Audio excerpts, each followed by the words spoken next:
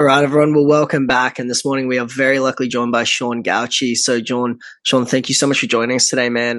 Look, I want to get straight into it, Sean. Taking you back to your victory on the 24th, there was obviously, not a lot of extensive footage or background on knowing about your opponent. In those situations, are you more focused on implementing your own game plan, or do you find that you're more reactionary and instead using the fight to kind of figure out what your opponent has to offer and going with the flow of the fight, as it were? Yeah, definitely more reactionary. We had a game plan set for our original opponent.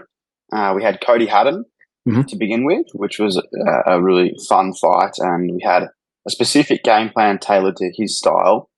And then Cody pulled out, unfortunately, 2 weeks before the fight, and we had another change of opponents, a wrestler. And so I was working a lot of defensive stuff. And then, Haiwan Lee stepped in I think it was about a week and a half before the fight.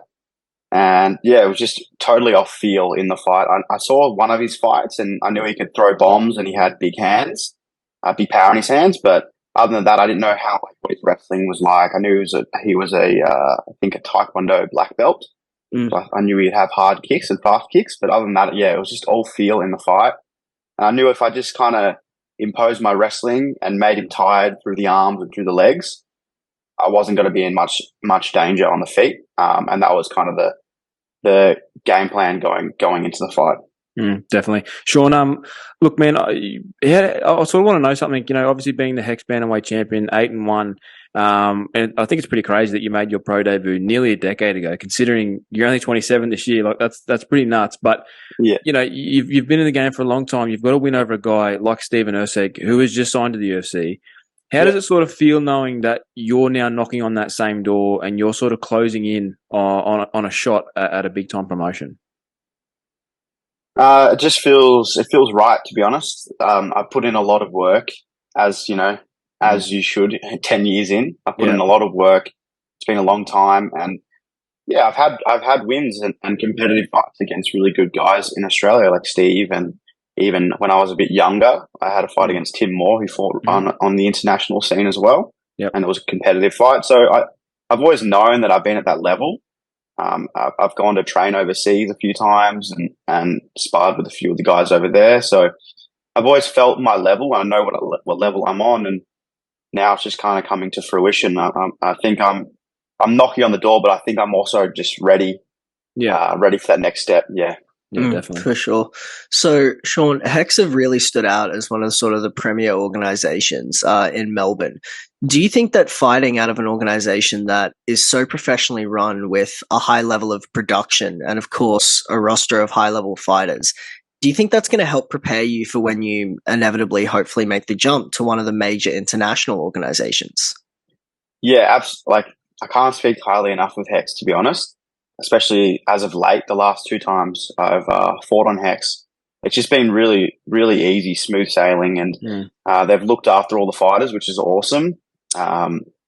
And even like when you get to the event, back in the day, we have and a lot of shows regionally, you have like 4 kind of jigsaw mats out the back. That's your kind of warm up. At the back of the local pub.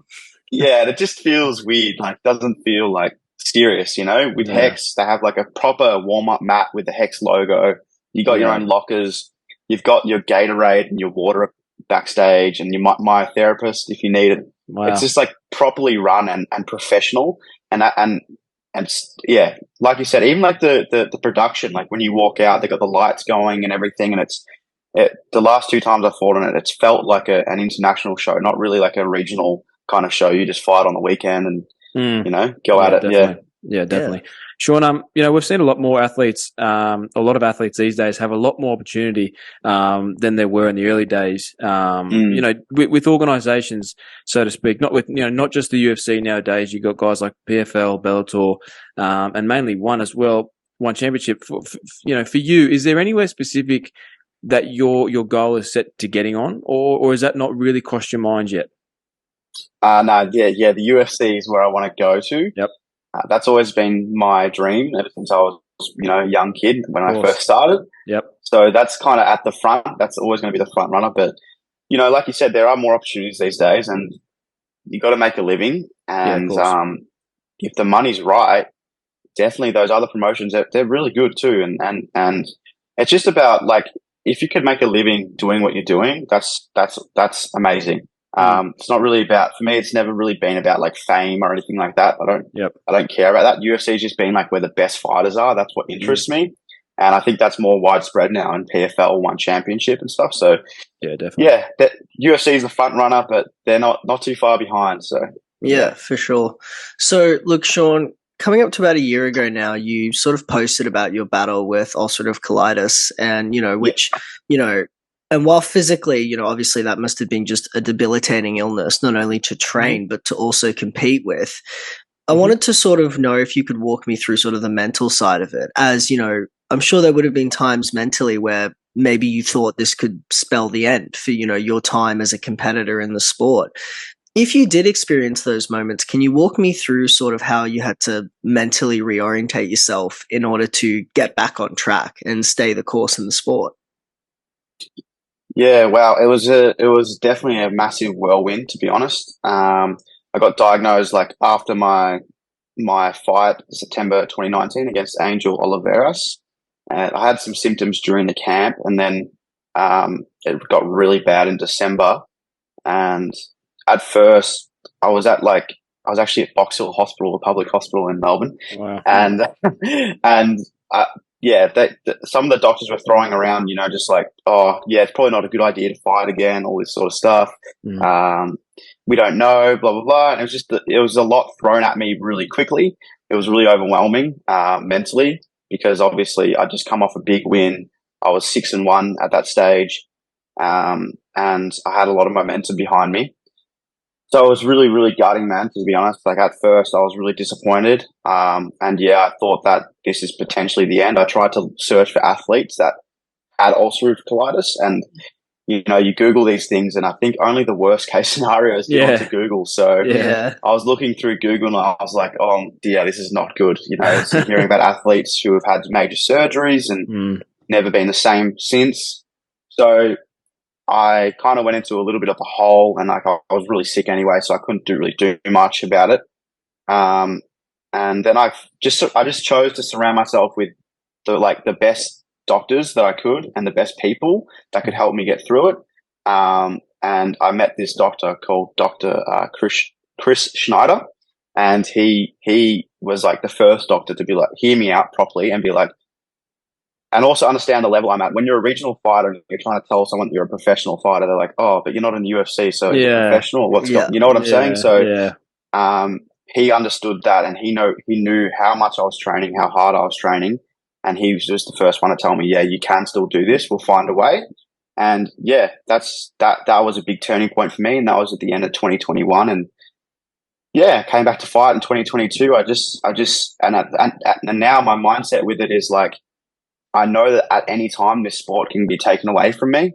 And that's just the reality of having chronic illness, but that's the reality of being in the sport. You could tear your ACL or do anything pretty bad at any time.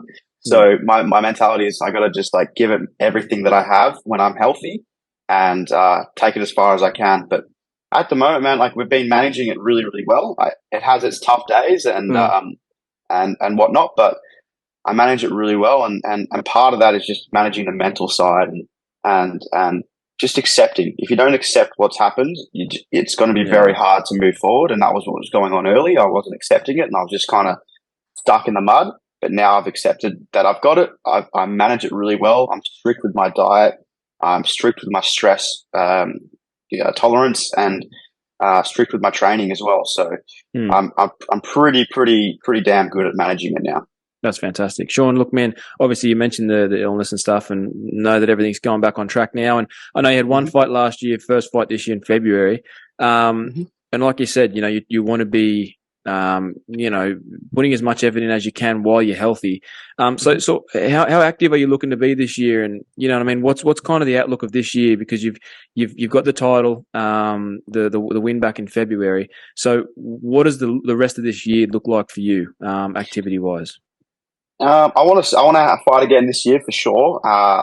Probably the later half of this year. I've just started a new job that's kind of fit.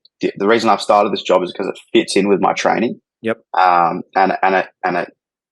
boss has like kind of made it fit with my training, which is really awesome. And that's awesome. As you guys know, as being a regional fighter, like I've been broke for like the last 10 years, just trying to chase a dream. And now that I have a few things that I have to manage and that comes with cost, I have to kind of pay for that. So I've kind of relocated as well. So I'm trying to I've got good training here in Sunshine Coast. So I'm actually in the Sunshine Coast at the moment. I'm going to be splitting my next camp in Melbourne and Sunny Coast. So up here, I'm training at Ignite Martial Arts with Ryan Dunstan. Yep. And then when I'm in Melbourne, I'm going to be training at my home gym, Dominance, and with Sam Greco, of course. Right. Okay. So that's how I'm managing it now. So I'm already comfortable, to be honest. I thought it was going to take a lot longer, but I'm training twice a day, every day. So probably, October-ish, November-ish is when I'm looking to fight again and defend the belt. Or if something else comes up on an international promotion, I'm staying ready. I'm staying fit for either flyweight or bantamweight. So, Yeah, for sure. Awesome. Well, I mean, and it's good to hear that you're getting some work done at Ignite, because they're a gym that is incredibly active on the fight scene, and they've got a team of, great guys and girls over there. So look, Sean, man, look, at least last question from me. We've got a couple more for you, but while a city like Melbourne has always kind of been a hotbed city in Australia for mixed martial arts, even before some of sort of the periods of major growth for MMA in Australia in the last 5 or so years, have you found that particularly leading up to and after the pandemic, the level of MMA on the local scene has reached new heights? Oh yeah, like Dominance is like before COVID, our MMA team was like 3 or 4 people. Yeah, I can imagine. And now post COVID, it's like the classes are like 25 to 30. It's actually crazy. And you have Dominance, which is, we don't really have many pros there yet, but then you got gyms like Absolute. Yep. Like, dude, Absolute, like high level guys, and they're a solid team. Good dudes, and I mean, the numbers speak for themselves. They're doing really, really well. And then you got other gyms like Resilience, they're doing really, really well. Got some really good fighters, and then now I think Sam Hayward's also started his own kind of gym, Combat A1, I think it's called. Yeah, you got Renegade as well. Yeah, dude. Yeah, so many. So I just think that the level has skyrocketed, and it's just that comes with the popularity of the UFC as well. Yeah, I think them running during COVID helped. Definitely. And I think it's done wonders for the scene, and I think Melbourne's going to start dominating kind of the local Australian scene pretty soon. Yeah, definitely. Sean, look, man, last one from me. Like we touched on earlier, you've been in the game for so long, 10 years, coming on 10 years now. And you really have a lot of experience compared to the guys you're fighting. Considering you're only 26, you're 27 later this year, so you're still, got a lot of time left in the game. Do you believe that that's what sort of set you apart, mostly from your competition that you faced, having that experience and being in the game for so long? Yeah, actually, I was thinking that the last time I fought, because I was speaking with my coach Sam, and before the fight, he was saying, because you have doubts and everything, but he was saying you're too experienced for this guy. Yeah. You think about how many times you've been in this situation. Think about the people that you've sparred with. Think about the experiences that you've had over the last decade. What is he going to do that is going to be different to anything that anyone's done to me? Yeah. I've sparred with heaps of different guys and high level guys, and I've held my own in those situations. So I'm confident when I step in there with anyone on the local scene that I'll be able to hold my own and do well. And I think like you said, 10 years, it's a long time. Bloody hell, and kind of at that 10-year mark, you become kind of a master at what you're doing. I think I've kind of reached that point where I'm not just good at one thing. I'm actually really good at everything now. Yep. So I'm just ready to take it to that next level. I'd love to fight on an international promotion this year and showcase my skills. Because even in my last fight, I think people look at Haiwan Lee's record and go, "Oh, he's 2-0. Like Sean's meant to win," but that guy was actually really good. And I think when he fights on the regional scene, he's going to do really well. People will see how good he is. Yeah. And to give myself a bit of credit, it wasn't close. It wasn't a close fight. Yeah. I didn't finish him, but it wasn't close. I wasn't in trouble at all. So I think that kind of speaks for itself. And then coming off the win prior to that, it was 16 seconds. I think I've shown that I'm ready for that next level. Yep, definitely. Sean, man, look, it's been a pleasure chatting with you today, man. You're an awesome guy, and can't wait to see your next fight, man. And I know from both of us that we're very confident you're going to get to the UFC, man. You've been in the game for a long time. You've earned your stripes, and can't wait to see it, man. All the best, and we'd love to chat to you again in the future, bro. Thanks, boys. Legends. Thank you so much. Easy. Thanks, Sean. Thanks very much, man.